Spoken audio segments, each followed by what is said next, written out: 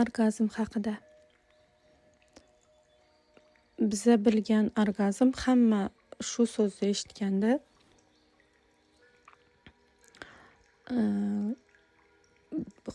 o'zini har xil yo'q men bunaqa tushunmayman degan bilan birinchi bor shu so'z eshitganda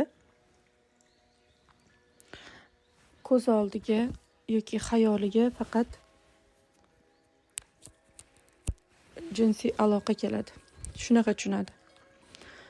Biz orgazmni faqat o'shanda olsak bo'ladi deb o'ylaymiz yoki o'zini o'zi qondirish orqali shunaqa tushunamiz va bilamiz masturbatsiya degan narsalarni. Buni qanchalik odam bekitmasin, o'zidan ko'rinishidan bir avliyoni yasagandek ko'rinmasin. Hozir nega avliyoni yasagandek davom etganimni tushuntirib beraman. Mana o'zimizni urinamiz, qanchalik biza shunaqa zo'rmiz, unaqa narsalardan yiroqmiz, biza shunaqa bilmaymiz, biza unaqa narsalarni biza qanaqadir xayoliy, iboliy va hokazo shunaqa ko'rsatamiz, shunaqa ko'rsatilishga o'rgatilganmiz. Shunaqa ko'rib taniymiz tashqaridagilarni. Shunaqa hislarni oldi berdisini ichida yashaganmiz bolaligimizdan beri. Ya'ni usti yaltiroq, ichi qaltiroq.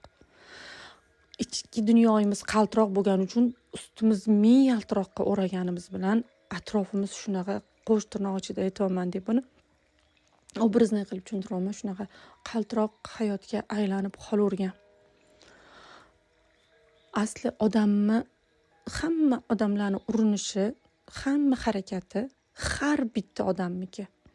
Mana har bitta ayolliki deylik, har bitta erkak yoki biza tanigan ayollarniki deylik, urinishlarini tagida o'sha orgazm yotadi.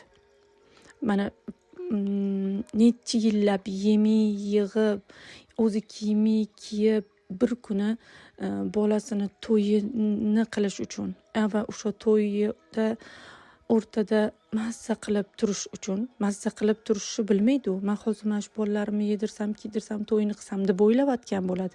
Lekin ichkarida u o'sha turgan joyda uni maqtashayotganda, uni shunaqa zo'r to'y qildi yoki va hokazo, yoki o'sha to'yni uddaladi. O'zini o'z oldida o'zidan qoniqishi uchun shunday harakatini qiladi. Orgazm degani o'zidan qoniqish. O'zini mana erkak va ayol orasidagi munosabatga intilish bor-ku, hammada o'smirlikdan boshlanadi.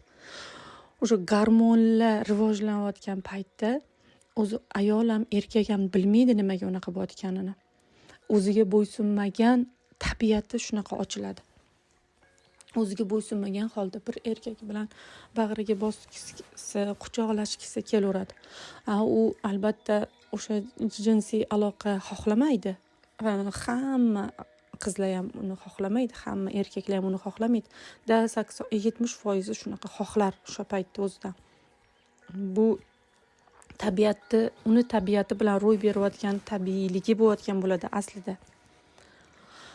Lekin asosan hamma ayol o'sha bag'riga bosilish, qo'lini ushlashi, keraklikni his qilish xohlaydi. U orgazm oladi. Ushaganda, unga podarka berganda, nimadir gap aytganda, mana shu 5 ta tana sezgi organlarimiz orqali orgazmni olamiz. Har qanaqasiga, sezibmi, sezmaymi, chunki yerga kelgan odamni tirik qolishi energiyasi o'sha jinsiy energiya hisoblanadi. Uni biron yuqori cho'qqiga chiqishi, uni omadli bo'lishi, uni barakali bo'lishi energiyasi mana shu jinsiy energiya, ya'ni tiriklik, sevgi energiyasi. Faqat biza hozir bu gaplarni qiynalib eshitishimiz mumkin. Hozir men yana davom etib gapiradigan gaplarimni siz eshitishga qiynalishingiz mumkin. Chunki bizaga oldindan bunaqa narsalarni bekitishgan, umuman ochiq aytilmagan bizni bilganimizda sal ochib aytilgan joylari ham bo'lgandir keyingi davrlarga borib, ammo bu shunaqa yashirinib bekitiladigan uyatli nimadir deb tushuntirilgan. Lekin uyatli deyilgan narsani, uyat deb bostirilgan narsa u ochilib ketgandan keyin haqiqatdan ham uyatli. O'sha jinsiy energiya, orgazm, uni his qilish, uni tanada yashab o'tish bu uyatli emas. Uni уже tashqariga ko'chishi, уже uni bostirib bo'lmagandagi o'sha fohishalik darajasi, o'sha zino darajasi, ana u uyatlik. Orgazm bu tana ichidagi ruhi ovqati aslida. Uni haqiqiy lazzati, ruhiy lazzat, ruh lazzatga to'ymagani uchun u doim tanasi orqali lazzatli ovqat,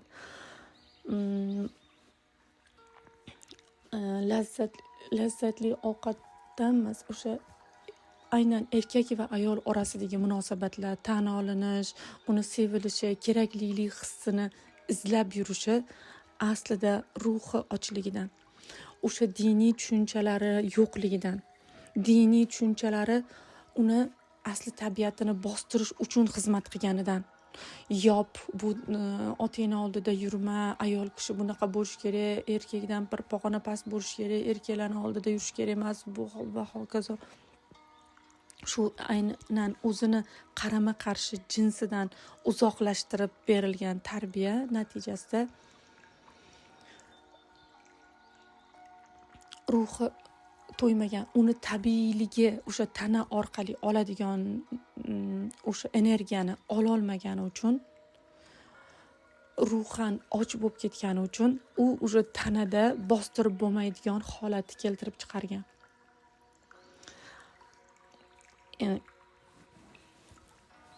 Mana qaranglar, jinsiy aloqa degani bu jinslarni, ya'ni tana bir-biri bilan quchoqlashishi, bu shunaqa aloqa. Biz uni boshqacha narsa deb tushunamiz. Boshqani prям o'sha postel deb tushunamiz.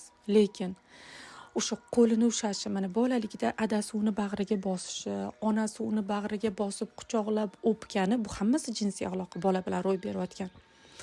Ana farzand bilan o'sha aloqa kam bo'lgani uchun aynan o'sha energiyaga, o'sha jinsiy energiyaga bolaligida to'yishi kerak, u gullab ketishi, u rivojlanishi, yerda u oyoqqa turib olishi uchun tanasiga qanchalik ko'proq ovqat, vitaminlar kerak bo'lsa, uni ruhiga o'sha quchoqlash, erkalash, tana ham shunchalik to'yishi, shunaqa kerak bo'lgan, ruhi to'yish kerak edi. Chunki tana ovqat bilan to'ysa, ama shu quchoqlash, qizini, o'g'lini, bolasini bag'riga ko'p bosishi, uni o'pib erkalashi u ruhiga ovqat bo'ladi.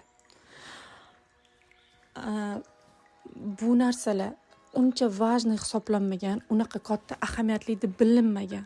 Hozir ham ko'p joylarda shunaqa. Farzandini обязательно bir kunda 5 mahal quchoqlashi bu uncha важный emas. Bir mahal quchoqlab qo'ysam ham bo'ldi. Shunaqa nazarda qaraladi. Lekin tegida bu o'sha tanani olish, ruhi olishi kerak bo'lgan lazzati uchun, orgazm, ya'ni o'shani to'yinishi uchun bu shunchalar muhim. Hozir biz bularni eshitayotganimizda darrov otamizni, onamizni ayblashga shoshmasligimiz kerak.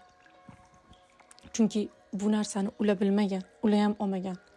Bu endi hozirgi yerda tug'iladigan ruhlar uchun, o'sha bandalar uchun kerakligi uchun bu ilmlar hozir qaysidir sanoqli qizlarni yoki erkaklarni yoki otalarni yoki onalarni qulog'iga eshitirilyapti. Men shu hamma urinishlarimiz, yig'lashi, qiynalishi, azoblanishini tagida ruhi ham ochlik yotadi. Ya'ni ruhi lazzatga to'ymagani. Lazzatga to'yinmagan ruh u xuddi nafas yetmayotgandek, havo yetmayotgandek och holatga, degradatsiya, kasal holatga kelib qolaveradi. Chunki o'sha jinsiy energiya u tiriklik, hayotiy energiyasi. masalan xudoni bizga bergan energiyasi juda ko'p, juda kuchli, poklanish, ilm, hammasi energiya. Lekin eng asos birinchisi bu jinsiy energiya. Chunki biza homilaligimizdan boshlab o'sha energiya oqib kirgan. Biza homilaligimizdan boshlab o'sha energiyani bilan to'yinib, shu energiya orqali dunyoga kelganmiz. O'sha quvvat bilan. Onamizdan berilgan qanaqadir hislar, o'tgan ovqati orqali alam, g'azab, sevgi bormi, nima bor bo'lsa, o'sha peredatsiya qilingan homila davrimizdan boshlab. Ona chunki bizani karmik, bizga kelishgan odamimiz, ota ham shunaqa. Jinsiy energiya bu tabiiyligi bo'lgani uchun bu erkaklarni oldida yurma, otangni oldida o'tirma, kichkina qizchalarni otasidan uzoqroqqa qo'yib, nariroqga otasi ovqatlanayotgan paytida o'tirishing mumkin emas, yonida to'polon qilishing mumkin emas deyilganini shunaqaga men hammasini aytib o'tirmayapman. Shunaqa qilib uzoqlashtirib akalari, erkak o'ziga qarama-qarshi jins deyman-ku, ya'ni ayol uni to'ldiradigan bitta bo'lagi erkak. Chunki o'sha jinsiy energiyani u plus minus energiyasi bor. Bittasi minus, bittasi plus bo'lsa, bir-birini shunday to'ldiradi.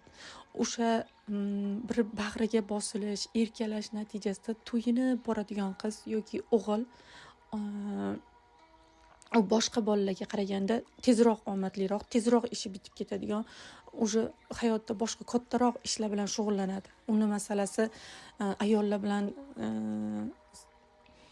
siqilish yoki borib 10 ta ayol bilan yurib kelish, xiyonat qilish, bunaqa og'riqlar, unaqa tajribalar bilan ovora bo'lmaydi. Yoki ayol kishi eri menga qaramadi, xiyonat qildi, meni rad etdi degan narsa bilan ovora bo'lmasdan boshqa yerda yuqoriroq lavozimga o'ta oladi tezroq. Chunki unda o'sha hayotiy jinsiy energiya boshqalarga nisbatan to'lgan, ko'proq bo'lgani uchun. Buni tegi o'sha bolaligida aytvaman-ku, bostirilgan, mumkin emas, bu yil bunaqa kiyinishing mumkin emas, yengiltak likillagan degan narsalarda tabiiylik bostiriladi. Odamning tabiati, tabiiyligi bostirilgani uchun tabiatga qarshi chiqilgani natijasida o'sha bostirilgan quvvati buzilib tashqarida namoyon bo'ladi. Ya'ni buzuqlik, fohishalik, zino ko'rinishda chiqib ketadi. Buni tushuntirsa, orgazm o'zi nima aslida? U faqat shunaqa jinsiy aloqa orqaligina olinadimi? Ya'ni o'sha pastelda olinadimi? Qachondir uylansa yoki erga tegsagina olinadimi? Yigit qiz bir-birini sevib quchoqlaganda faqat olinadimi u energiya? Boshqachasiga u yo'qmi? Mana shunaqa ochilmagani uchun hamma hozir o'zini kimligini, nimaligini anglay olmasdan, nima o'zi yugurib ketayotgani, qidirayotgani nima, shuni bilmaydi. Ta'mini totishi, o'sha hislarni ta'mini totgisi kelgani uchun mazasini bilmagan hislarni ketidan yugurib yuraveradi odam. Lekin uni bitta ta'mini totib olsa bo'ldi, o'sha yugurgan joyi o'sha ta'mi uchun. Masalan, bitta yigitni qiz bilan sevishishini, voy o'ldim qo'ydim deb 5 yil bir-biri bilan yetisholmay qiynalib, oxiri bitta yetishadi yoki bir-biriga erga bilan uylangandan keyin bo'ldi, to'ydan keyin bir-biri bilan sovib qoldik, o'sha bir yasholmadik deydi. Chunki ular qidirayotgan narsa o'sha edi. Ular o'sha orgazm degan narsani men faqat o'sha joyda olaman deb o'ylagan edi. O'sha bitta to'ydi, o'sha qidirayotgan, xohlayotgan ovqatini 5 yildan beri orzu qildi, oldiga kelganda yedi, u unchalik emas ekan-ku degandek, qaytib bu ovqatga qaramaganday shunaqa holatga kelib qoladi. O'sha u boshqa, u qidirayotgan ta'm bo'lmas ekan deb o'sha shuncha o'lib qutulib olgan, qiynalib yetishgan bir-biriga juftliklar shunaqa tarzda o'sha nikohini o'sha birinchi yarmida, ya'ni 5-6 oyligida ham o'sha bir-biriga qizig'i qolmay qoladi. Chunki nimaga unaqa bo'ladi?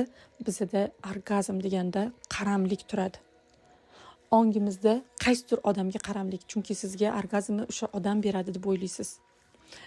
Sababi bolaligingizdan shu qolganda, siz xohlaysiz otangiz bag'riga bosishini, onangiz erkalashini, hammani erkatoy bo'lishini, quchoqlashlarini xohlaysiz. Uni aqlan men xohladim demaysiz, lekin tanangiz xohlagan, o'sha kerakligingizni bilishingizni xohlagansiz, lekin o'sha paytda inkor qilinganda, siz yoki ukangizni erkalab sizni erkalashmaganda yoki unga sovg'a berib sizga sovg'a berishmagan holatlarda, siz xohlayotgan kiyimingizni olib berishmagan paytlarida siz o'sha menga ular qilib bermadi, ular meni xursand qilishi kerak edi, man uni yana qaysidir odam to'ldiradi. Ya'ni o'sha paytda ular meni xursand qilishi kerak edi, xursand qilishmadi. Ular kimnidir xursand qila olishdi, ukamni xursand qila olishdi, opamni yoki singlimni xursand qila olishdi, ammo meni xursand qila olishmadi degan, meni kimdir xursand qilishi kerak degan tushuncha oladi bola ongida. O'sha kiyim olib berishganda, sizga podarka olib berishganda xursand bo'lganingizni his ko'rsangiz, o'sha orgazm, o'shani his qilgansiz. Ya'ni agar sizni olib borib maza qilib xohlaganingni ol deyishganda shunaqa maza qilgansiz, siz o'sha orgazmga o'shanda to'ygansiz. Siz ruhingiz o'shanga to'ygan. Tanangiz kiyim kiygan, ruhingiz bo'lsa yayragan. Tana bilan birga uyg'unlashadigan holat bo'lgan o'sha bolaligingizda. Shuning uchun hozir ulg'ayganda hammani qaramlik ongi Xudodan uzoqlashtirib, odamga bog'lab qo'yadi. Chunki biz sezmagan holda o'sha bolalikda qalb yopilib, Xudoni o'tiradigan o'rniga qalbdagi eshiklar odamlar tomonga ochilgan. Odamlar ichkariga shunchalar joylashib olgan, kechirim degan narsa, mana hozir shu yerda kechirim, haqiqiy kechirimni ham tushuntirib o'tib ketaman. Hozir men sizlarga orgazmni qanaqa olishni oxirroqda tushuntiraman, xotirjam eshituringlar.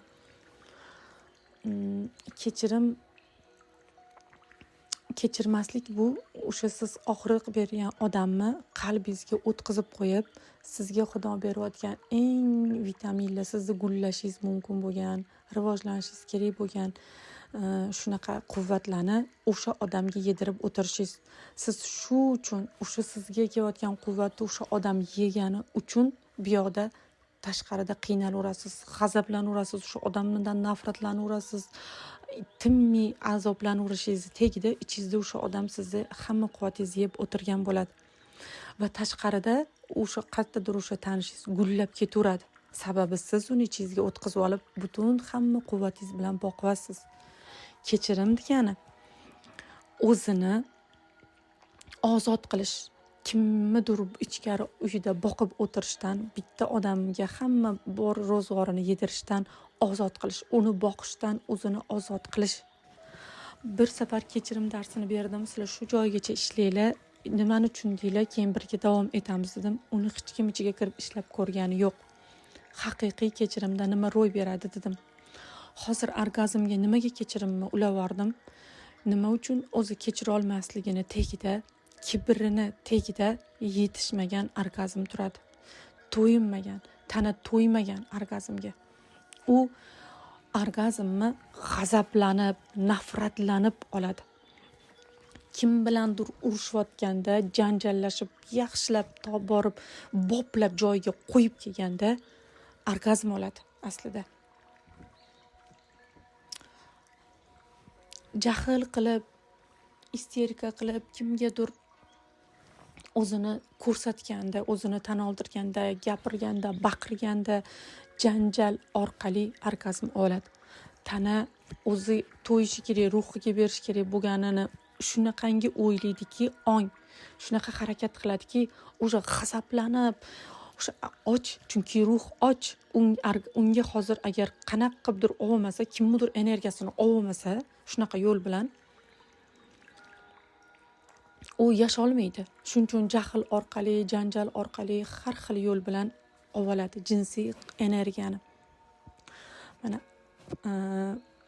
orgazm bu tanani quvvatga to'yinishi, ruhi o'sha o'zini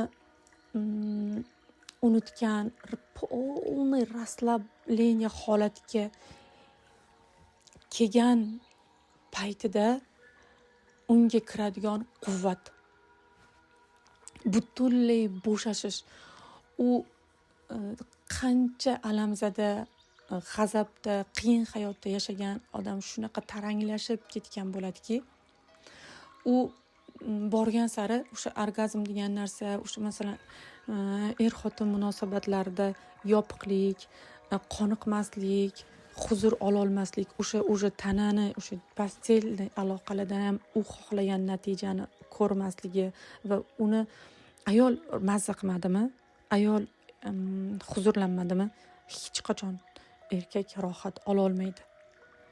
Chunki erkak degan ilmni bilib olsangiz, erkak energiyani ayol orqali oladi. Olish kerak. Orgazm deganda ayol qachon orgazmga yopilgan bo'lsa, bolaligida o'sha joyiga borib ko'rishi mumkin. Masalan, doim atir sepishni xohlagan qaysi bir ayol, lekin unga uni berishmagan, uni yashirincha borib sevib olishi mumkin bo'lgan, lekin uni ochiligi shunchalar ham atirga bo'lgan, uni bir kuni kelib benzini atir bo'ladi. O'ziga atir olganda u o'ziga benzin quygan bo'ladi. O'zini shu duhi orqali quvnatishi mumkin. Lekin qaysidir ayolga umuman qiziqmas atirni, farqi yo'q. Unga shunchaki nomiga atir olsam bo'ldi, sepishim kerak degandek nazarda qaraydi. Uni benzini boshqa narsada. Uni benzini qaysidir qo'ynaydi, yoki qaysidir ovqatda, yoki qaysidir joyga qurishda, yoki qaysidir joyda tan olinishda va hokazo. Hammani o'zini benzini bo'ladi har bitta ayolni. Agar ahamiyat bersanglar, nimada yopilgan bo'lsanglar, masalan, sizga xohlagan kiyimingizni olib berishmagan, siz o'sha paytda och qolgan ruhingiz, siz xohlagan kiyimni tana orqali kiyib, ruhingiz mazza qilmagan joyda bir kuni kelib o'zingiz shunaqa o'zingizga yoqqan kiyimni kiyganingizda qanaqadir mazza qilib, o'sha ayollik joylaringiz namlanganini sezasiz. Yoki kiyimda, yoki bo'yanib olganingizda, chiroyli bo'lib ketganingizda, yoki otasidan sevgi olmaganlar, unga bitta yigit telefonda men seni yaxshi ko'raman desa, shunday ichlari boshqacha bo'lib, matka taraflarida siqish, ochilish nimadir bo'ladi, o'sha orgazmni his qilayotgan bo'ladi. Men hozir vaqt ko'p ketadi, hammasini aytib o'tirmayman, chunki bunga bir kunlab aytishim kerak. Bittalab aytsam, masalan, mana shu har bitta inson holatini, orgazmni qanaqa olmasligini aytsam, ko'p vaqt ketadi. Lekin mana shu men sizga gapirayotganimda siz o'zingizni eslab boravering.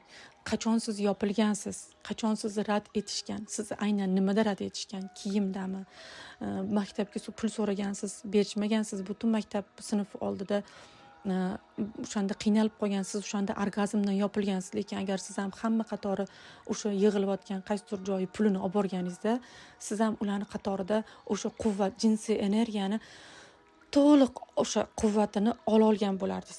Lekin biz o'zimizni o'sha aybdor his qilayotgan joylarimizda, qisingan joyimizda o'sha quvvat bizga oqib kirishi uchun yopib qo'yamiz. Mana shu ko'krak qafasida 64 ta kletka bo'lsa, sonlarni adashtirayotgan bo'lishim mumkin. O'shandan 30 tasi yopiq, 30 tasi ko'p asosiy odamda yopiq, chunki o'sha 30 tasi jinsiy energiya harakatlanadigan, o'sha orqali ochiladigan kletkalar. Shuning uchun odamni ongini qancha kletkasi yopiq, chunki tabiiyligi yopilgan. O'sha mazza qilib yayrashi, mazza qilib o'sha quvvat olishi, o'sha bolaligidan yopilgan. Ha, to'g'ri. Masalan, balog'at yoshida bo'ldi, sen hozir qaysidir erkak bilan, bola bilan yoki qiz bilan quchoqlashging kelayotgan bo'lsa, bor bolam, quchoqlashib kelgin deb hech kim ruxsat bermaydi. Agar unga ochiqchasiga bunday ruxsat berilsa, u o'zini tabiatini boshqara olmaydi. U o'zini mana shu ichki olamini boshqaruvchisi-ku, boshqaruvchilikni bilmasdan hamma yoqqa quvvatini oqizib tashlashi mumkin. lekin uni bostirishni o'rgatilgan, lekin qanaqa qilib uni bostirmasdan tabiiy uni tanaga o'tkazish o'rgatilmagan. Shuning uchun o'smir paytida o'sha tanalarda gormonlar o'sayotgan, suyaklar shiddat bilan tez hamma narsa rivojlanayotgan paytda o'sha bostirilgan, uni to'liq o'tkazish berilmagani uchun u agressivniy bolalar, agressiyali qizlar o'sha bostirgan narsalari yuzlariga xunuk toshmalar, kimgadir tabiiy ugri bo'lib chiqish kerak bo'lsa, o'zi ugri ham tabiiy emas, hammaga ham chiqmaydi u. O'sha bolaligidan beri o'zini aybdor his qiladigan, yashirinadigan, mayda otilib chiqishga moyili tuyg'ulari bostirilishi, u tashqaridan otiladigan yiringchalar bo'lib chiqib keladi. Ko'p erkaklar tomonidan inkor qilinganlarda dag'al shunaqa ugriga o'xshagan narsalar chiqadi, toshmalar. Bu dag'allik aslida ichidagi ayolligiga bo'lgan munosabat, ayolligidan nafratlanish, ayol bo'lib kelgani uchun o'zini xunuk, shunaqa yerga urilgan his qilishi tashqarida shunaqa namoyon bo'ladi. O'sha tashqarida muncha xunuk bo'lib ketding, muncha xunuk narsalar toshdi deyotgandagi yuziga, o'sha gaplaringizni o'zingizga yuziga chiqishi, bu ichingizda anglamayotgan o'zingizga bo'lgan ichki munosabatingizda. U tashqariga ko'chdi, ruhingizdan tanaga toshma bo'lib ko'chib chiqqan bo'ladi. Haqiqiy ilohiy orgazm bu hech kimga qaram bo'lmasgan holda o'zini ochish. Masalan, orgazmni bostirishga urinish, undan qutulishga urinish, nafs va jinsiy aloqadan qutulishga urinish, bu repressiya deyiladi. Regressiya emas, repressiya. Mana shu repressiya bir-biriga mos, mana depressiya so'zlari bir-biriga mos bo'lib ketaveradi. Depressivniy odamlar mana shu bostirilish, nafsini bostir deb tushuntirilgan-ku, lekin aslida hech narsa bostirilmaydi. Har qanday bostirilgan narsa u qatdandir chiqishga mahkum. Chunki bu yer hayotida nimanidir bostirdingizmi, u qatdandir yorib chiqadi. Shuning uchun sizga kelayotgan o'sha holatda siz bilan ro'y beradigan o'sha ya'ni ruhi to'yinishi kerak bo'lgan oqati bu. Ruh to'yinganda tanada quvvat, tanada go'zallash bo'ladi. Ruhda go'zallik bo'lganda, ruhda o'sha bostirilgan hamma narsa, unda bunday azob, bunday zulm berilmaganda, ruh savalanmasa, ruhan ezilmaganda, o'sha tanada ezilish, bukchayish, azoblanish holatlari bo'lmaydi. O'sha qalb, ya'ni ruh yuragi. Ruh saratonga uchramaguncha tana saraton kasali bilan namoyon bo'lmaydi. Endi orgazmni sal bo'lsa ham tushundinglar. U masalan kiyim orqali orgazm his qilish, timiy tilla olish orqali orgazmini bosmoqchi bo'ladi.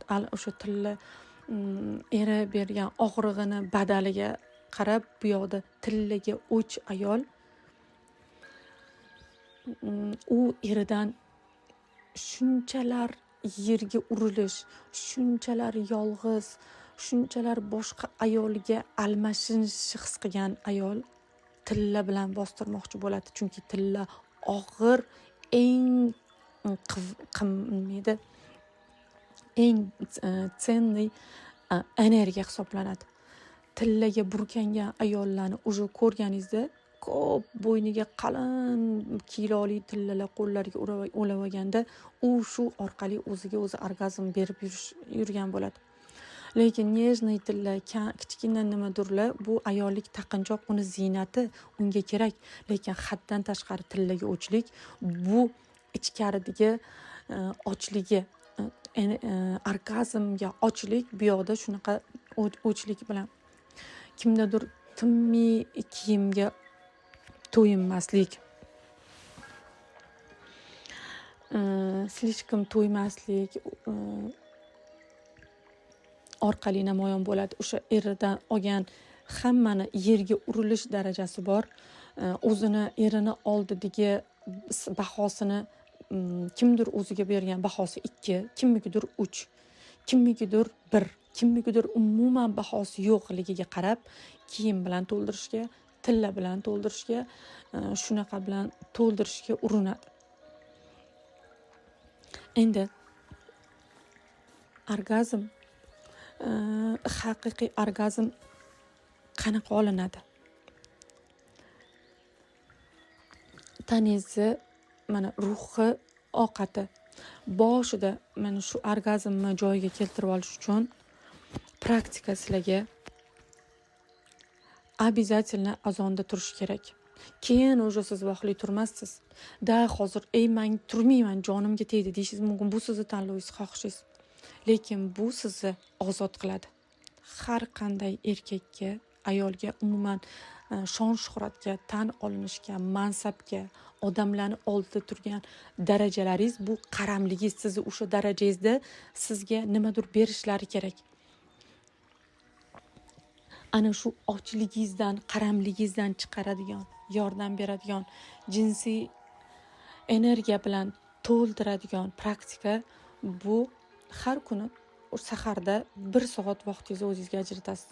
Har o'zingiz namoz o'qiydigan ismi, nima qilardingiz saharda, правильно питание qilarmidingiz, suv icharmidingiz va hokazo u ishlaringizga xalaqit qilmagan holda azonda umuman faqat ovqat yemagan ochiq holatingizda men hali qaysidir zikr nima kelsa shuni yuboraman, hamma o'ziga tanlab oladi. Kimdir masalan o'tirib oladi 1 soat faqat salamun qawlan min robbir rohim, yana salamun qawlan min robbir rohim tinmay etib qo'lini mushtum qilib, qo'lini ochib, oyog'ini ushab, bag'riga qo'lini bosib, birpas boshini ushab, hamma joyi qo'li bilan butun a'zosiga tegib chiqib salamun qawlan min robbir rohim deb bu mana shu praktikani qilganda o'sha tanadagi o'sha erogen zonalar ochilishi boshlaydi. Ayollarda shunaqa zonalar bor. Ayolda juda ko'p, ayolda juda kam deganim. Erkakka butun tanasi erogen hisoblanadi, lekin ayollarning ba'zi joylari shunaqa erogen. Hozir men sizlarga tayyorliginglar qadar shu qismini beryapman. Hozir butun ayol tabiati, erkak tabiati, u munosabatlarni ochmayapman. Hozir faqat siz o'zingiz orgazmni olishingizni tushunib olganingizdan keyin o'sha ruhiy lazzatga to'yib olgandan keyin u tanangizda qanaqa namoyon bo'lishini ko'rib olishingiz bu sizni shunaqa ayol darajangizni, masalan ayollar bor har xil, hamma ham ayol, lekin ayollar ichida shunaqa nima edi, alohidasi bor. Masalan ayollarning 4 ta xili borligini o'rganganman-da. Birinchisi chattiranimi, badmani, bir narsa esimdan chiqib ketdi, chunki ancha yil oldin o'rganganman. Lekin eng zo'r ayol 4-turga mansub ayol edi. Masalan, o'sha 4-turga mansubini o'qiganimda, uni oldidan erkagi keta olmaydi. U tuzgan oilada hamma baxtli, erkin, tabiiylik hukmron. U ayol kimnidir muhabbatini qozonish uchun urinmaydi. U ayol kimdir meni yaxshi ko'rsin, sevsin, nimadir degan og'riqlar unda yo'q. U ayolni butun sevgi tarqatadigan manbaga aylanib bo'lgan, o'sha shunaqaga to'lib bo'lgan darajasi, ko'zlarida qaraganida shunaqa ma'no bor. O'sha so'zlari ham tabiiy, yumshoq. Endi ko'p narsalar yozilgan edi. Lekin birinchisi, eng yomoni shu birinchisi edi. Uni doim o'zini u hech qachon to'ymaydi, na to'shakka, na ovqatga, na zeb-ziynatga, doim g'azabda yuradi, doim u norozi, u doim bolalariga bilan urushadi, doim kim bilandir kelishmaydi, u har doim kimnidir g'iybat qiladi, kimnidir muhokama qiladi. U o'sha ayol bilan tunda birga bo'lgan erkagi kunduz kuni bir azoblanib shunday peshonamda ekan deb yashaydi, ammo tunda u ayoldan shunchalar qoniqmaydi, shunchalar og'riq oladi. Shunaqa deyilganida ikkinchi toifasi ham shunga o'xshagan. Qaysidir ba'zida erkagi o'sha ayoldan xursand bo'lib qolishi mumkin. ko'pincha ayolidan ko'ngli to'lmaydi deyilgan. Uchinchisi ayol ham shunaqa, u faqat doim bu ko'p bolali bo'lishga urinadi. Bolasi 10 ta bo'lsa yoki va hokazo bolalari bilan erkaginaga qiyin hayot yaratib bergan, boqishing kerak, nima qilay deb janjal qiluvchilar toifasi deyilgan.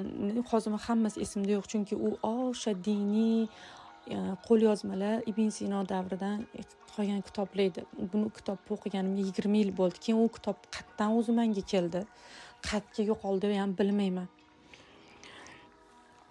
O'sha 4-chisida ayol o'sha borgan sari bosqichlarga o'qiganimda shunaqa, u ayol kunduzlari shunaqa, uni har bir so'zidan huzurlanadi, yayraydi, bolalari omadli,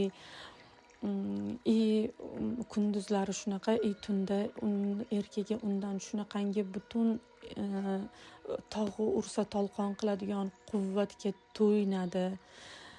Tunlari huzurli, kunduzlari shunaqali degan ayol. Endi hozir men hammaga bu bilan shunday ayol bo'lish talab qilishni aytmayapman.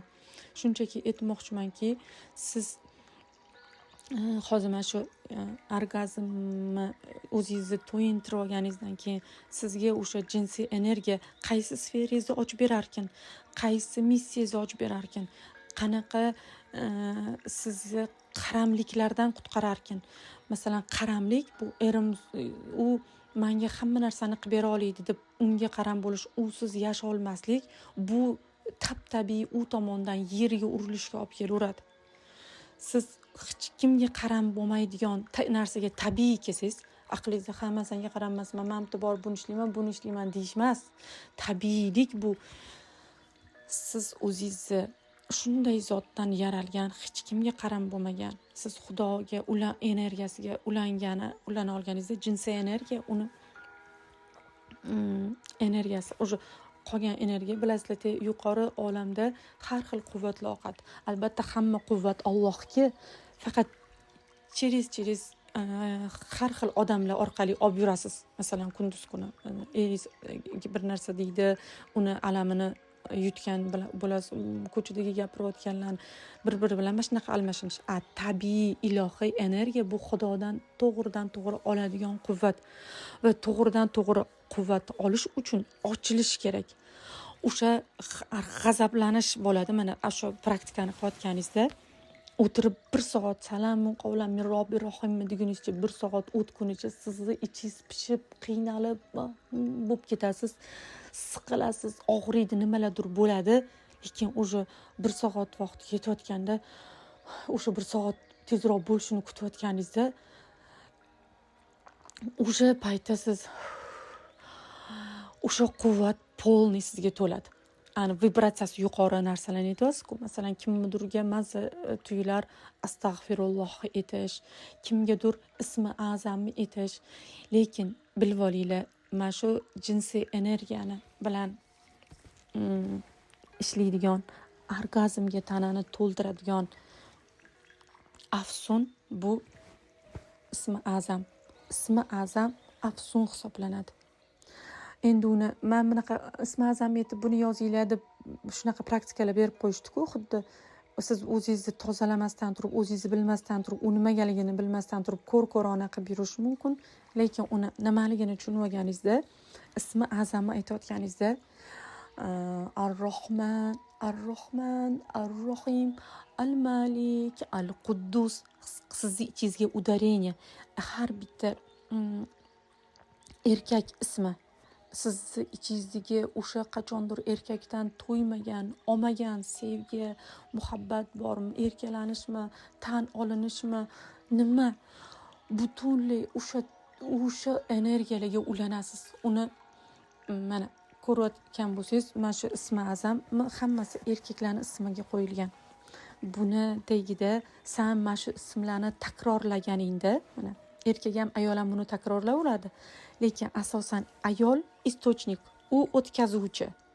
Chunki uni aytdim-ku, u homiladorlik paytidan boshlab erkak ham ayol ham u dunyoga keltirgan. Faqat mana ayol, mana qarang, ona energiya uzatuvchi. siz уже farzandli bo'ldingizmi, yoningizda turibdimi, erkagingiz, u sizni eringiz, siz uni dunyoga keltirmagansiz, ammo siz orqali unga quvvat, u instinktivni sezadi, ona unga quvvat berish kerakligini. Chunki u onasidan quvvatlanib o'rganib qolgan. Lekin erkakda ona bo'lish imkoniyati yo'q. U quvvat hech kimga o'tkazib bera olmaydi. Shunday imkoniyat, shunday baxt, shunday tanlash bu ayol tanlangan shunday baxt uchun, shunday o'tkazgich uchun. Hamkorlik uchun Alloh ayolni tanlagan. Shuning uchun o'sha qiz bir kun ayollik darajasiga chiqib, u onada bo'lgandan keyin u quvvat o'tkazgichga aylanadi. Unga shunday imkoniyat beriladi, xuddi unga shunday daraja beriladi. Lekin erkaklar hech qachon ayol bo'la olmagani uchun u shu ona orqali quvvat olaveradi. Chunki shartsiz quvvatni faqat onasi bergan o'sha paytda. U o'lib qolmasligi uchun chaqaloqligida o'sha ko'ksi orqali bergan. Shuning uchun erkaklar o'zi sezmagan holda ayoldan doim ona qidiradi. Masalan, psixologiyada bolangga ona bo'va, eringga ona bo'lgansan, nimalardir deyiladi-ku. Uni degani tagida san eringga ona, sizlar eringlarga ona bo'lib, uni faqat onadek bo'lib qolishingiz aytilmayapti. Mana shu quvvat uzatayotganingizda siz unga nazaringiz shartlarni olib tashlashda, u bitta farzand shunaqa nazarda qaraganingizda siz shunaqa u bilan garmoniyaga kela olasiz. O'sha quvvatni olib, u siz oldingizda erkak bo'lib o'zini ko'rsatib beradi. Masalan, siz oldingizda eringizni erkak, siz uni mahbuba bo'lishingiz, sizni atirlaringizdan hidlanish imkonini beradigan odam. Lekin sizdagi shartsizlik darajasi faqat unda siz o'sha ichidagi to'yinmagan, tan olinmagan, quvvatga to'ymagan bolani ko'ra olishingizda. Endi bu Hazrati ayolda buni zo'r ochib berganman. Hozir bu yerda uni katta aytaman. Bahonada reklama ham ketyapti. Mana shu orgazmni olish shunaqa, siz bitta kunni tanlab olasiz. Bitta kun deganim, bitta bosqichni tanlab olasiz. 40 kun o'zi eng zo'r kun. Ongi bir aylanasi 40 kun 4 bilan 0 karmani nollashi. Sizdagi o'sha orgazmga to'yinmagan, ololmagan, och karmik bo'ladi orgazm darajasi. Qaysidir ayol kamroq xohlasa o'sha jinsiy aloqani, qaysidir qizlardan boshlab o'sha uni ko'proq xohlaydi.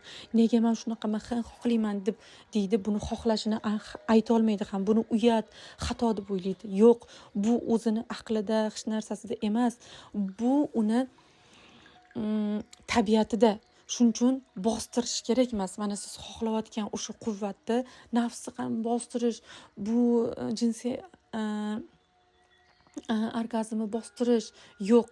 Mana shuni bostirmaslikka yo'li qanaqa degan savolga shuni azonda turib buni to'ydirish, o'sha o'zi mana shu yuqori vibratsiyani to'ldirib Ar-Rohman, Al-Malik, Al-Quddus, Al-Vahhab, Al-Fattah, Ya G'oni xohlaganingizcha buni takrorlaysiz 1 soat. Afsun o'qiydi, hamma narsa o'zgarib ketadi deydigani, sizni o'sha jinsiy energiyaga to'lganingizdan keyin siz o'sha boshqa potokka ko'tarilish boshlaysiz. Siz o'sha oldingidek bo'lmaslikka boshlaysiz. Chunki hammani bir-biriga qaram bo'lishi tagida, boqimandalik tagida o'sha unga u beradigan, u berish kerak deb o'ylagan o'sha jinsiy energiyasi orgazmiga ochligi turgan bo'ladi. U ustida ming o'zini yashirsin, ming urinsin, lekin ammo tan olinganda o'sha bostirilgan narsa baribir yorib chiqib kelaveradi. 50-60 yoshga chiqqanda ham borib kim bilandir zino qilib qo'yishini tagida o'sha to'lmagan, o'sha erkagidan ololmagan, u mana o'sha joyda olaman deb turmushga chiqqan, orgazmni yo'q ololmagani uchun bunaqasiga namoyon bo'ladi. Yoki yo'q bo'ldi, endi men ayolman, uyalaman, bo'ldi, meni bolali bo'ldim, men nevaralarim bor va hokazo degan ayollar u orgazmni dorilar orqali yig'lab, hammaga nolib, jertvalik orqali oladi. Har bir ongi o'zini bechara bo'lganda qachondir qurbon degani jertva obrazi qachon ro'y bergan bo'ladi. Jertva o'sha bolaligida bir paytda qaysidir zulm ko'rgan paytda, обязательно zulm olayotgan odam o'sha zulmga qarshi chiqolmayotgan paytda u qurbonga aylanadi. O'sha paytda u o'zini qurbonligini ko'radi, chunki bitta kimdir uni rosa urishyapti, unga javob qaytara olmayapti. U o'zini shundoq qurbonligini his qildi. O'shanda yig'ladi. Keyin kim seni urishdi, nima bo'ldi? Uni yonini olib, uni bag'riga bosishganda u maza qildi. O'zini himoyasini u yig'laganda topib oldi. Yana qaysidir odamga shunaqa zulm qilindi. Deylik, uniga kichkina 5 yashar qiziga nimadir bosqinchilik qilindi. U o'shanda hushidan ketib qoldi. Uni ongi shuni o'ylab topdi. Har doim o'sha hayotida bitta qiyin narsa bo'lganda, u doim hushidan ketib qoladi. Nimadir yomon voqea bo'lsa, kimdir avariyasini ko'rsa yoki uyda janjal bo'lsa, kimdir bilan urushganda, u doim hushidan ketib qoladi. U o'zi bilmaydi, atilabdan qilmaydi hech kim. Uni o'sha bola ongida jertvani qurbon qilishyapti uni. U o'zi bilmagan holda qurbonlik rolini ko'ryapti o'zida.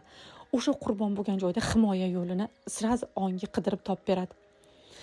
Kimdirda qaysidir ayol zo'rlashmoqchi bo'lgan paytda uni butun tanasi qarshilik qila olmagan.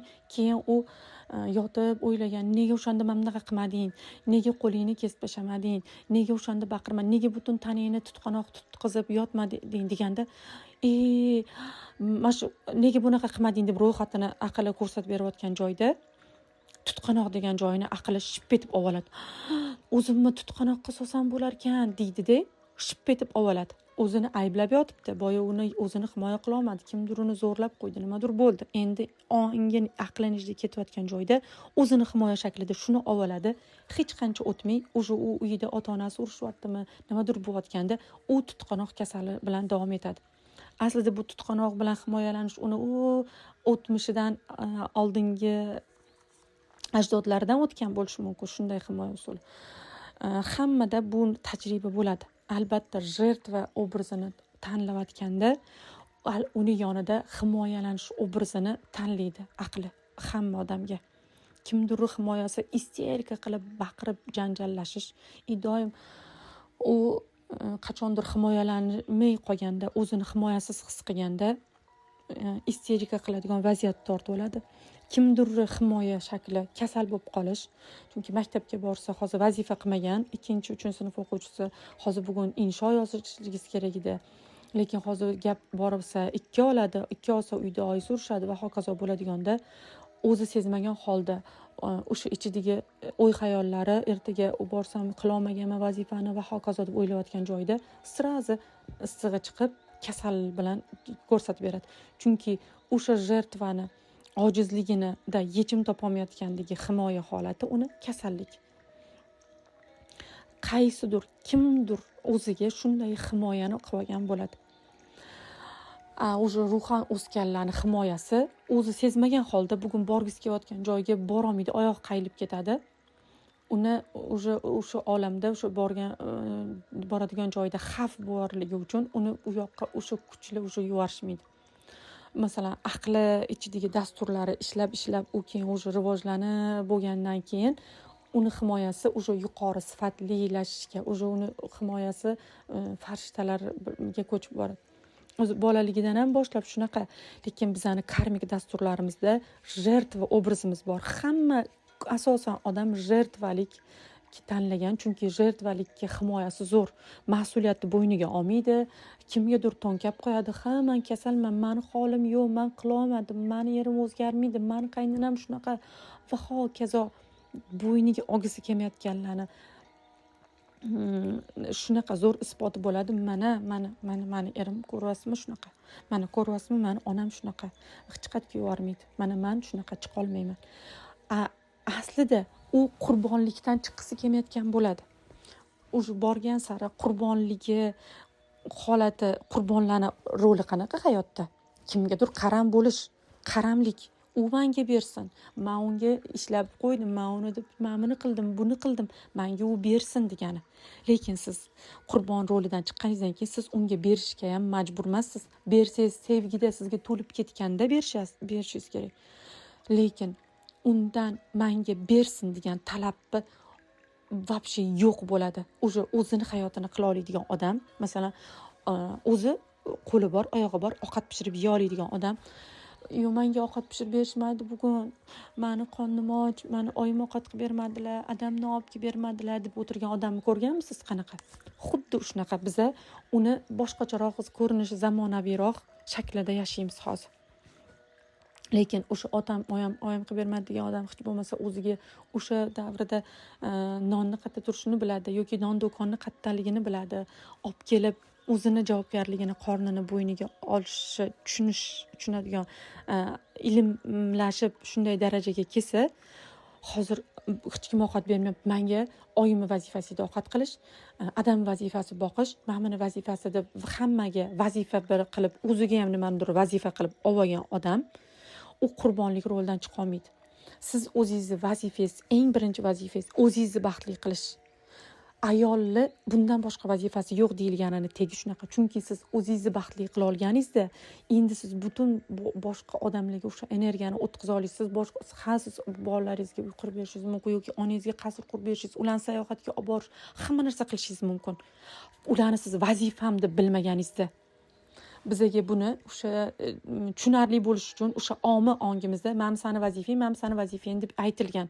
Lekin tabiiyligimizda tabiatan ayol farzandini dunyoga keltirishi, unga ko'kragidan sut berishi, uni yo'rgaklashi, uni tagini tozalashi, uni suvini berishi, ovqatini vaqtida berishi instinktivni shunday vazifa qilib tabiatida shunaqa berilgan onalikda. Erkakka tabiiy siz eslatmasangiz ham u shundoq ham ovchi borib topib, tutib kelib moddiy narsani yedirishi uni vazifasi qilib berilgan. Lekin ammo bu seni vazifang qil, bu deb talab qilinganda u o'sha vazifani qilgisi kelmaydi. Xuddi sizga ham eringiz, "Ha, seni vazifang-ku bu, nima qilmayapsan? Uyni tozalab qo'yib, bolangni, mana buni hammasini eplashing kerak. Seni vazifang bu" deganda siz uni qanaqa og'riq bilan qilasiz? Hattoki qilgingiz kelmaydi. Lekin sizga uni eslatmaganda siz shundoq ham uni qilasiz. Xuddi shunday erkakka siz tilingizda eslatmayman deyishingiz mumkin, lekin ichingizda bu uni vazifasi, meni baxtli qilishi, meni yaxshi ko'rishi deb turganingizda hech qachon uni amalga oshirmaydi. Uni vazifasi boshqadir. Uni vazifasi hozir xiyonatdir. Xiyonat orqali darsini olayotgandir. Balki va hokazodir. O'ziga berilgan darsi. Lekin sizni eng birinchi vazifangiz o'zingizni baxtli qilish. Bu degani, masalan, siz kasalxonada yotibsiz, siz hozir masalan, o'zingizni baxtli qilmasdan turib hammani hal qilishga urinishingiz bu siz kasalxonada yotibsiz, dori, ukol olib boshqa kasal odamlarga borib shu holingizda qo'lingizda kapelnitingizni osiltirib, bu yoqqa yopishtirgan leykoplastringiz bilan ularga yordam berishga urinishingiz bilan teng. O'zingizni hali to'laqonli sog'aymasdan turib ularga borib yordam berayotganingiz natijasida siz umuman o'rningizdan tura olmay yotadigan holga kelib qolishingiz mumkin. Lekin siz to'laqonli sog'ayib olganingizdan keyin ma'lum vaqt hech kimga tegmay turasiz, hech kimga borib yordam bera olmassiz. Ammo o'zingizni to'liq sog'aytirib olganingizdan keyin o'sha siz ularga qanaqa sog'lom holatingizda qanaqa sog'lom bo'lishi xizmatini qilishingiz mumkin sevgida. Bu xuddi masalan biza o'zingiz baxtsizsiz, kimnidir baxtli qilish uchun urinishni obrazni qilib kasalxonadagi kasal obrazi bilan tushuntirib berdim. Va birinchi orgazm o'sha praktika selibat. Buni o'sha islom dinida o'sha paytlarda ayollar buni uyda qilishgan, erkaklarni olib ketib 15 kun, 20 kunlab tog'larda hijrat uzlatga chekinish deyilgan. O'sha o'smirlik davrida o'sha bolalarni bostirishmagan, ular bostirma mana nafsingni tiy deb unaqa savalashmagan. Ularga ha tabiatingda shunaqa bo'ladi.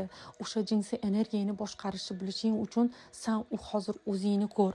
Sen o'zingga kirayotgan o'sha quvvatni shunaqa vibratsiyasini oshirib, o'sha baqirib qaysidir masalan ya Rohman, ya Rohim yoki shularni qaysidir zikrlarni Alloh deyish orqali ohni chiqarib o'zidagi orgazmni shunday olib o'sha erkaklarni quvvat o'sha selibat bilan baquvvatlashtirishgan. Ana shunday erkaklardan bir davlatni boshqaradigan odil podshoh saxiy vafodorlik sifatlari hammasi rivojlangan.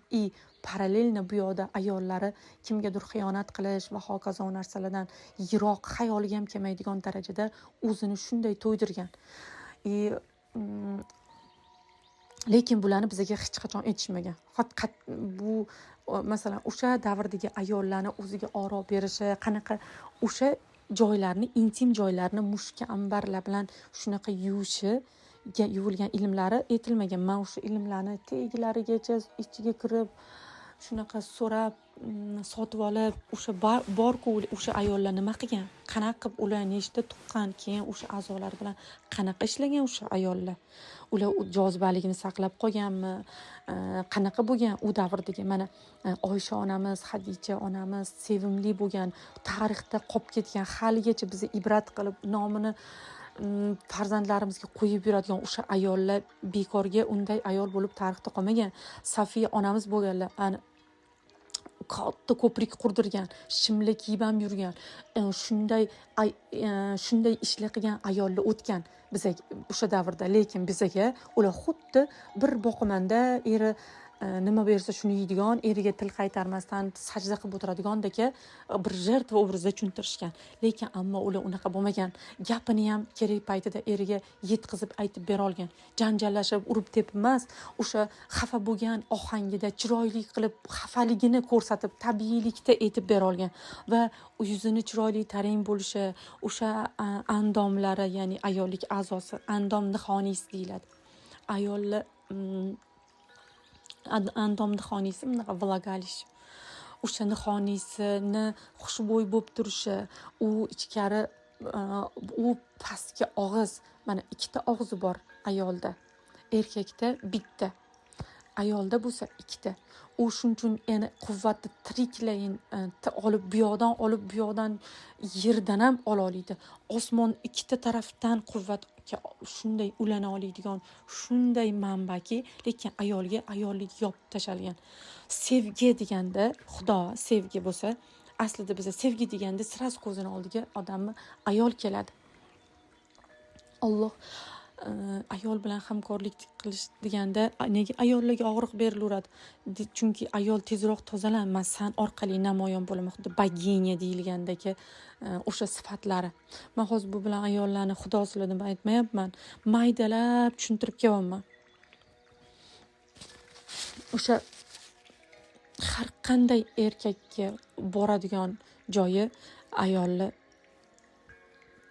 huzuri. Ayol oldida taslim bo'lgan. Mana men degan podsholar ham ayollar oldida ojiz qolgan. Chunki ular benzin oladigan yagona istochnik bu ayol. Ular boshqachasiga ola olmaydi. Hozir ular borib shopping qilib kelib, yo choyxonaga borib ola olmaydi. Ayol bo'lsa hamma joydan ola oladi. U hech qachon qaram bo'lmasdan yasha oladi.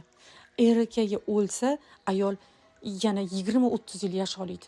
Lekin ayol o'lsa, erkak yasha olmaydi. U boshqa ayolga uylanadi, обязательно 80-90da bo'lsa ham uylanaman deyapti va hokazo degan gaplarni eshitasizlar. Bu to'g'ri, buni kengaytirib, tahlillar yoki isbotlar keltirib o'tirmayman. Yoki uylanmayman, men xotinimga vafodorman degani hech qancha o'tmay hayotdan ko'z yumib ketadi. Shuning uchun ayollar shunaqangi ichkarisidagi o'zi benzabak ochib olmasa, o'zini benzinini bila olmaganda, mana har bitta ayol o'zini qaysi nimadan u ruh kuchga to'ladi. U nimadan mazza qiladi? Kimdir bir kiyim tikib yoki bir choynak ustiga kiydiradigan tikib yoki bir qo'lqop tikib nimadir qilib mazza qiladi. Kimdir dars o'tib mazza qilar. Kimdir pirog pishirsa mazza qilar. Voy, men mana shuni qilsam mazza qilaman de, lekin menimda zaril ishlarim bor. O'sha mazzani nari yoqqa qoldirib qo'yadi. Lekin o'sha mazzani hozir birinchisiga berishingiz kerak, chunki u sizni benziningiz, u sizni sevgingizni ochadigan portalingiz o'sha ish. Sizni qo'llaringiz orqali orgazm oladigan joyingiz shu, chunki siz bolaligingizda o'sha narsa yopilib qolgan. Sizni blok har bittanglarni pastda mazza qiladigan, benzinga to'ladigan joyinglar qolgan. Qachondir kiyimda zapret qilingansiz yoki gapirayotganingizda og'zingizga urishgan, gapira olmay qolgansiz. O'shanda yopilgansiz orgazm. shu jinsiy energiya kirishi yoki maktabda yoki ajratilganda yoki kimnidir solishtirilgan paytda hammada har xil yoki atir maniki yaram atir bolaligimdan beri rosa shunaqa kichkinaligimdan beri bilaman xolamni atirlarini sepaman deganimda quyilib ketardi keyin rosa urishardilar bekitib kirmagin tegmagin bekitib qo'y keyin kirganimda ham уже bekitib qo'yilgan bo'lardi atir idishlarini yuqlarini man musorga tashlab yuborishayotganlarini olib man uni qayergadir olib borib sindirib o'sha yuqini surib olardim o'sha kichkina eslayman 5 yoshlarimni shunchalar xohlardim lekin uni ayta olmasdim ichimda nimaga вообще gap eshitaman deb o'yladim kichkina bola atir surmaydi deyilganda keyin borib u uyda onamni atirlarini sepishga ko'chdi keyin unda ham mana bu duxiyimni o'zi manmi o'sha paytda sovet davrida может быть не может быть yo'q может быть degan duxiy bo'lardi uni tepaliga yashirib qo'yardilar man o'sha tepaliga stul qo'yib ham hidi kelayotgan joydan olib sevib olardim keyin uni hidini bilganlaridan keyin nega sho'tladan olding urishib shunaqalar bo'lgan keyin man u atirni olib tursugimga sevib olardim ustimga sepsalar bilinib qolmasin deb keyin borib o'sha adam o'zlariga olgan atirlarini hidlari yoqqandan sekin uxlayotgan joylarida spalnidan yashirincha uni sepib ketardim keyin o'sha atirlar tugab qolganda bu atirim nega tugab qoldi man qizim sepib ketayotganini ko'rdim demasdilar lekin tugab qoldi nega keyin hidi chiqayotgandan keyin shunaqa masalan o'sha 12-14 yosh davrim ekan u paytlarda bizani davrimizda do'konlarda hamma yoqda xohlagan atiringni sotib olish imkoning bor degan joy bo'lmagan ipodrom degan bozor 95-yil endi ochilgan bozorlar yo'q bo'lgan payt atirlar unaqa imkonsiz bo'lgan payt men uchun u orzu edi uni xullas mani yaram o'sha bo'lgan bolaligimdan beri atir atirsiz освежительsiz man hayotimni umuman tasavvur qila olmayman mani benzinim atir bu kimnikidir u bo'lmasligi mumkin man hozir ochib tushuntirish uchun shuni aytyapman hayotda qiynalgan paytlarim pulsizlikda azoblangan paytlarim даже yeyishga nonga ro'zg'orga qiynalgan paytlarimda man pulimni yemay ichmay yig'ib $100 ham atir olganman o'sha davrda $100 arzonroqqa 100 mingga ham 50 mingga ham atirlab berardi lekin mani og'rig'im shu edi mani o'zimga quyadigan benzinim shu edi olganimda shunaqa mazza qilardim endi o'sha atir olgan kunim mani undan boshqa hech narsa xursand qila olmasdi o'sha ichki kiyim atir shunaqa quvonch bergan mani benzinim shu bo'lgan kimgadir u umuman 20-daraja bo'lishi mumkin kimnikidir вообще boshqa narsa bo'lishi mumkin kimnikidir restoranga borib mazza qilib shaqillab gapirib qilib o'tdi uni hammani o'ziga qaratib ofitsiantlarni ham borib ovqatini qayerda nito qildi yo zo'r qilib olib keltirish borib bitta narsa dedi ular unga ovqatni zo'r qilib boshqatdan olib kelib berishdi o'shandan u mazza qilib yotganda turganda o'sha qilgan ishi uchun zo'r qildim deb his qilib berar o'sha unga quyadigan benzini shu kimdir bitta kiyim olganda voy shunaqa mazza yoki ro'mol oldi yoki qaysidir zakolka unga mazza berar yoki kiyimiga tikkan bitta gul berar tushunyapsizlarmi hammanglar o'zinglarni benzininglarni topinglar mani benzinim shu mani o'lgunimcha ketadigan benzinim man aniqlab olgan benzinim shu освежительsiz umuman yashash men uchun yo'q tasavvur qila olmayman masalan atirlar yo'q joyga borib qolishsam nima bo'ladi menga havo yetmaydi man o'zim uchun u tinmasdan atirlar olishim kichkina 1 milligramli atirlar bor 3 million hidini bilib qolganimdan keyin uni olmasdan tura olmayman menga o'sha benzin beradi chunki meni tiriklik manbaim shu uni hidini voy zo'r ekan deb hech kim aytmas umuman uni aytishini вообще qizig'i yo'q u meni ruhimni ovqati moddiy ko'rinishdagi ovqati shu masalan bizning moddiy ko'rinishdagi tanamizning ovqati bor ruhimizniki bor ruhimniki ruhimni o'sha mana shu Qur'on, mana siz oyatlar, suralar har kuni aytib yuradiganingiz, o'sha butunlay mana shu selibat praktikasini qilib bo'lib, doim qo'lingiz zikrda yurganingizda, o'sha siz ilohiy orgazmga ulanib bo'lasiz. Siz hech kimga muhtoj bo'lmaysiz. Naborot, sizga o'sha siz qarama-qarshi jins vakili sizga muhtojligi oshaveradi. Bunga vaqt ketar, no bu bilan ishlashni boshlaganingizda. Xullas, mana shu joygacha sizlarga tushuntirdim. Yana buni o'zingizlarda qayta eshitib tushunib ko'ringlar. Bu shunaqa eng moshniy ilm. Samotsenka degan asos ilmni, aybdorlik hissilarini ketidan berilayotgan ilm. Ortada kechirimni ham ozgina eslatib o'tdim. Bir-biriga bog'liq bular orgazm haqidagi ilm, o'sha qaramlikdan chiqish. Eshitib bo'lib, albatta fikringlarni yozinglar. Sizlarning fikringlar bilan bu mavzu yana ham to'lishi uchun nimadirlar ilmli ochilar. O'ylaymanki, qayta eshitsanglar, o'zingizlar uchun hayotingizda katta bitta butun odamlardan uzilib faqat Allohga ulanish haqiqiy ilmini o'zlashtirishni yetkazib berdim deb o'ylayman.